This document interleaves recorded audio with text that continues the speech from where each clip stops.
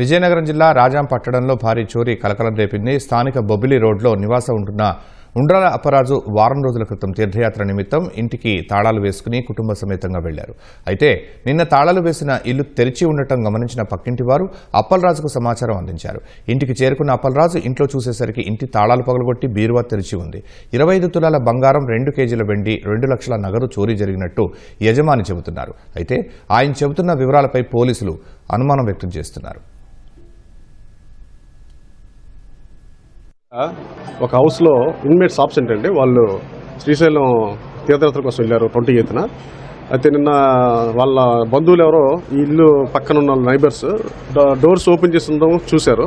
ఇది యాక్చువల్ అప్స్టైర్లో ఉంటుంది. పక్కింటి వాళ్ళు చూసి ఒకవేళ వీళ్ళు తీర్థయాత్రకి వెళ్ళి వచ్చారేమో అని చెప్పేసి వాళ్ళు కాంటాక్ట్ చేసి మేము ఇంకా రాలేదని చెప్పారు. మరి మీ తలుపు ఓపెన్ చేసి ఉన్నాయండి అని వాళ్ళకి ఇన్ఫర్మేషన్ ఇచ్చారనమాట. సో ఇస్తే వాళ్ళు నిన్న రాత్రి వచ్చి ఈరోజు మార్నింగ్ మాకు వారల్గా కంప్లైంట్ ఇవ్వడం జరిగింది. దాని మీద మేము క్లూస్ టీమ్ తీసుకొచ్చాం. ప్రస్తుతానికైతే దర్యాప్తు జరుగుతుంది. త్వరలోనే కేసులు ఛేదిస్తామండి. అది ఇంకా ఫైనల్ అవ్వలేదండి. అది ఫైనల్ అవ్వలేదు. ఆయన ఏదో చెప్తున్నారు, కొంచెం కన్ఫ్యూజ్ అవుతున్నాడు. ఆయన కంప్లైంట్ కన్ఫ్యూజన్లో ఉన్నాడు. సో డిఫరెంట్గా ఉన్నాయి ఆయన మాటలను, ఇంకా వాళ్ళ వైఫ్ మాటలు. సో కొంచెం ఫైండ్ అవుట్ చేయాల్సి ఉందన్నమాట.